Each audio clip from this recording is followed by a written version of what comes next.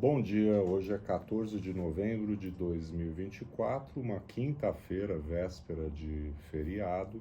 Estamos aqui para mais um Oriz Podcast Macro. Eu sou Carlos Caval e ao meu lado, como sempre, Marcos Demarque, nosso economista-chefe. Tudo bem, Marcão? Tudo tranquilo, Caval? Então vamos lá. Vamos nessa semana focar novamente Brasil, né? Nas últimas semanas houve, né, evidentemente, toda a atenção com relação à economia americana, eleição americana, bancos centrais, decisão lá fora aqui. E vamos voltar a falar mais do cenário de Brasil, né, com essa semana recheada aí pela divulgação da ata do Copom, da reunião que tivemos na semana passada, e os dados de atividade econômica para o mês de setembro, encerrando, né, aquele conjunto de dados que ditam as previsões para o crescimento do PIB do terceiro trimestre, né? E o quadro ainda bastante complicado para o Banco Central, né? Caval, depois a gente até pode retomar um pouco, né? Mas a gente tem nas últimas semanas trazido aqui, né, toda o imbróglio ainda que o governo está tentando desenrolar ali com relação ao pacote de gastos. Mas o fato objetivo é que a gente continua coletando dados da economia brasileira, né, que mostram que a gente está operando uma economia que vai além do seu potencial, né, o que está associado com pressões de preço para cima, né. Digo isso porque, como você bem disse, né, a gente teve aí os últimos dados do trimestre, do terceiro tri coletados aí nesses últimos dias, e tudo indica aqui que teremos novamente um PIB muito forte no terceiro trimestre, né? Por exemplo, nessa semana saiu a pesquisa mensal do comércio, né, do varejo aqui no Brasil, com uma alta de 1,8% no mês contra mês. A pesquisa mensal de serviços, uma alta de 1% no mês contra mês.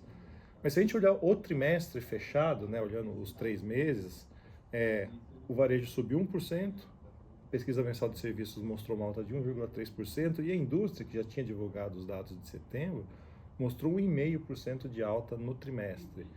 Fazia bastante tempo, né, já, talvez alguns anos, que a gente não via as três frentes, né, desses principais indicadores com altas tão fortes ao mesmo tempo, né? Então acho que isso salienta bastante o fato daquilo que a gente tem falado, demanda doméstica aquecida. A gente comentou a semana passada os dados do mercado de trabalho com taxa de desemprego na mínima histórica, né, quando a gente faz o ajuste sazonal.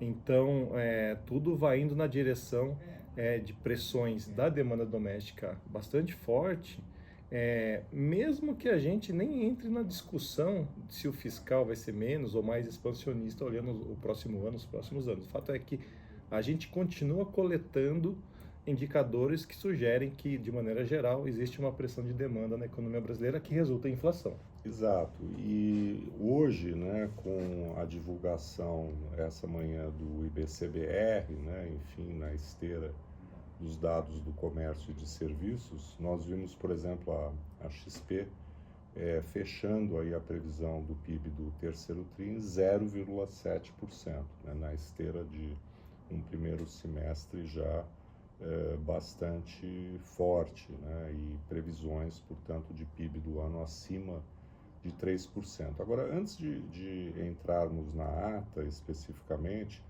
antes disso, né, na segunda-feira, o Focus, né, a divulgação relativo à sexta da semana passada, né, foi uma ducha de água fria no Banco Central, né? Acho que também bem na linha do que a gente conversou agora, né?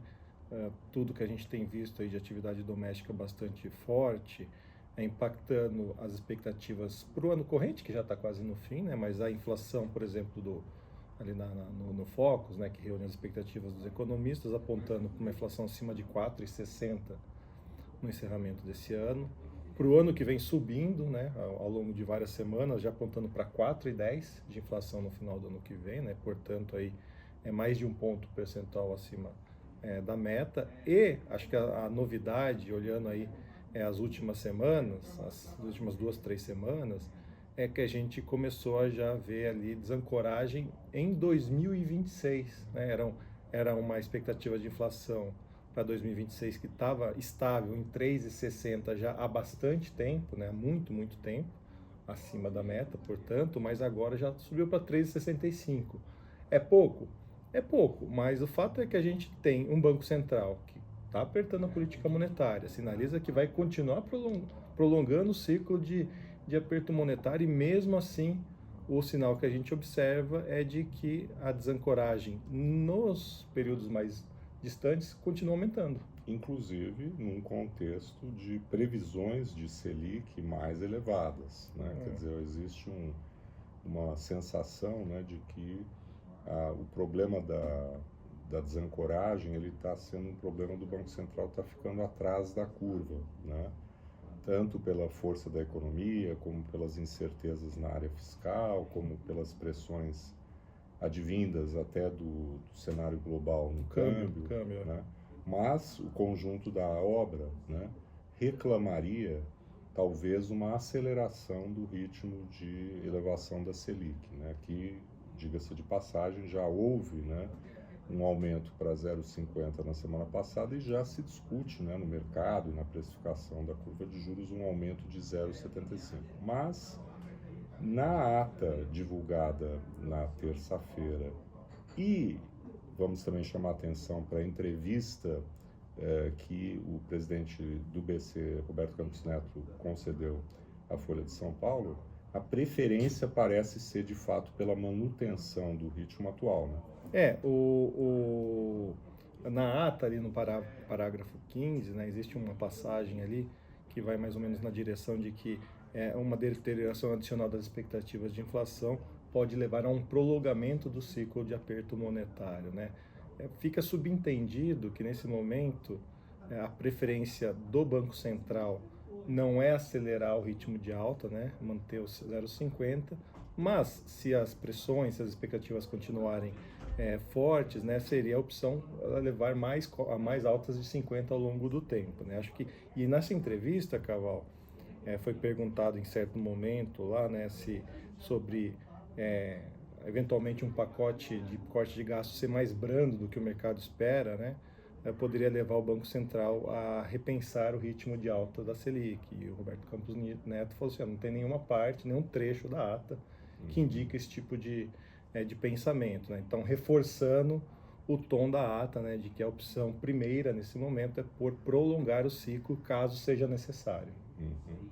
E também chamar a atenção que a ata, do ponto de vista do diagnóstico, né, do agravamento do problema da desancoragem, da atividade, né, que continua, né, acima daquilo que o BC imaginava, o hiato, portanto, né, já no terreno positivo, no sentido de não haver, né, ociosidade na economia e a demanda estar pressionando claramente o nível de preços, ela é bastante, vamos dizer, enfática do ponto de vista do diagnóstico. Acho que não há, né, ali discordância com relação a como o BC enxerga o problema, né? A dúvida é com relação à estratégia e nesse ponto, né, é onde há o entrelaçamento da política monetária com a política fiscal, né? Claramente o BC está reclamando, né, na ata e na entrevista hoje na Folha do seu presidente, um ajuste fiscal mais estrutural, né? E o mercado é cético a esse respeito, né? Aqui fica, então, o ponto mais problemático desse momento, que é os bancos centrais eles têm que tomar a política monetária como, melhor dizendo, a política fiscal, né, como um dado, né? Ela é o que ela é e ele reage, né, frente a esse contexto, né? E há claramente elementos, né, nos últimos 2 anos para entender que a política fiscal ela é muito expansionista, ela está de fato, né, hoje agravando o problema do prêmio de risco do Brasil, estimulando, né, a elevação dos juros na curva, do próprio dólar, enfim. Então, o que fazer numa circunstância como essa, né? Você endurece a resposta da política monetária ou, vamos dizer, fica aguardando, né, os próximos passos que o governo vai dar e quando der, né? Então, muita gente no mercado, eu discutia essa manhã com colegas em grupos de WhatsApp, entende que o Banco Central ele tem que dar a resposta que for necessária do ponto de vista de conter esse processo de desancoragem, né?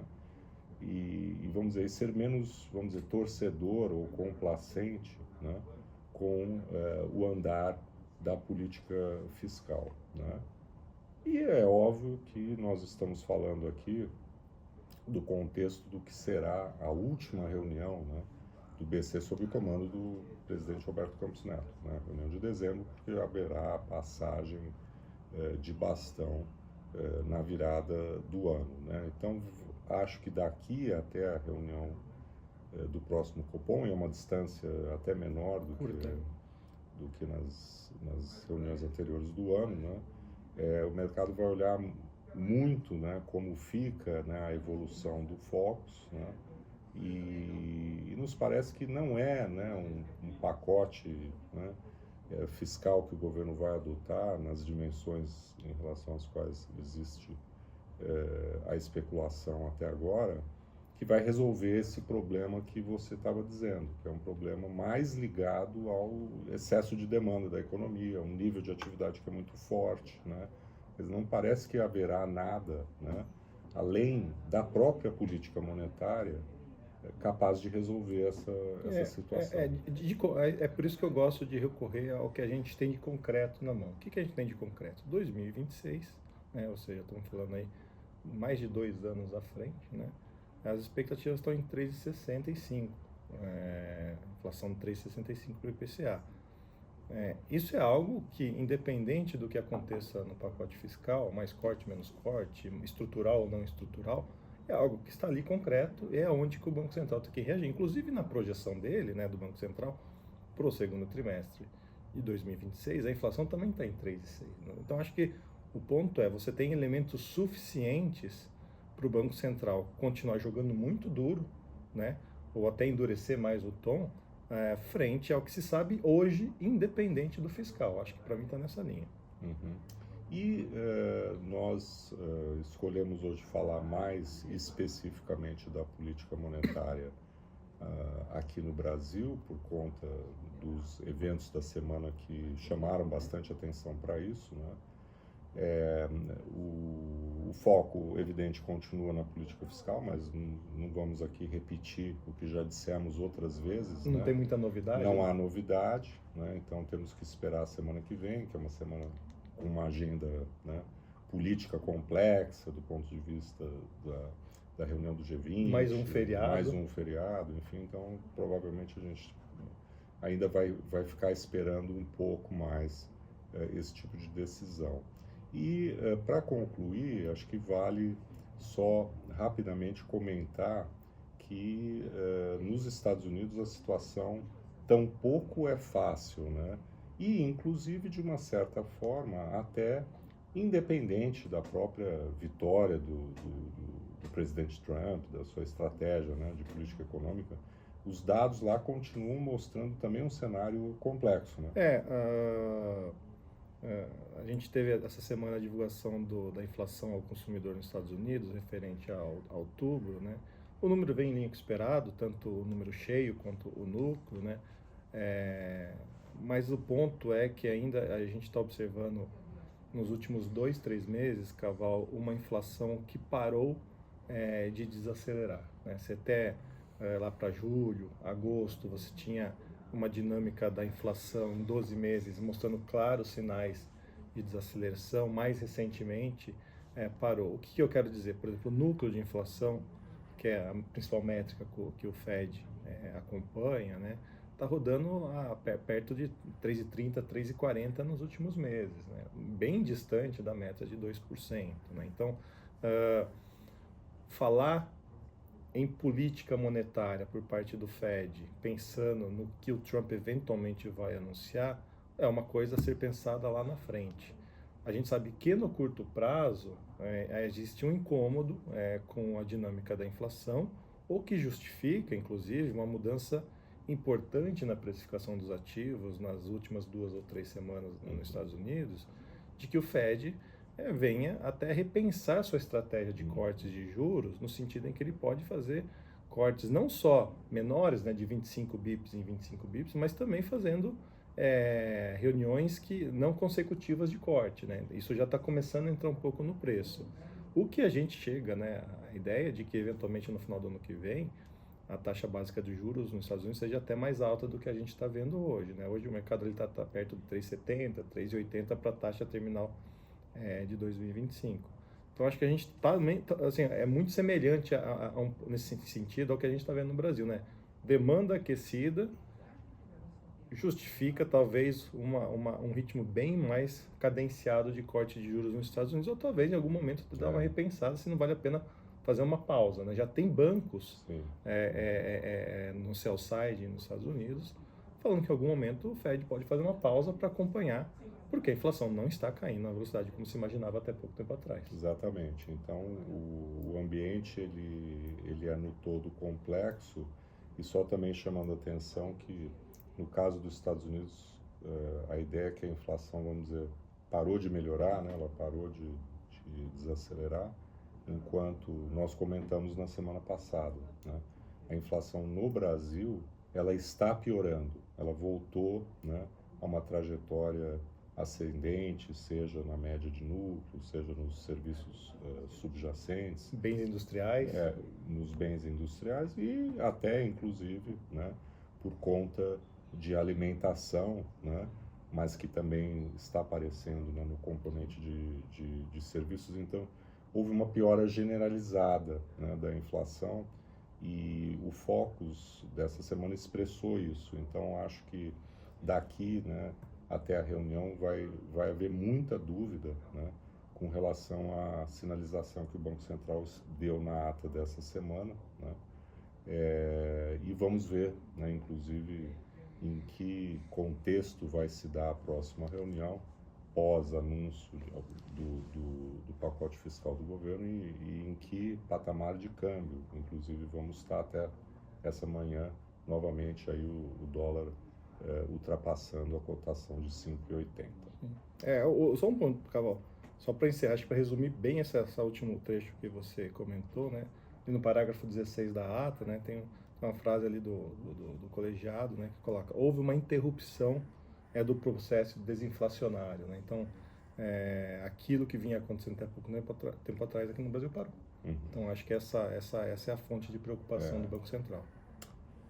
Excelente. Então, ficamos por aqui, desejando a todas e todos aí um excelente feriado, aliás, mais de um, né, porque teremos também o feriado nacional na quarta-feira que vem, e retornamos ao final da semana que vem com mais um Oriz Podcast Macro. Um bom dia a todas e todos. Até a próxima.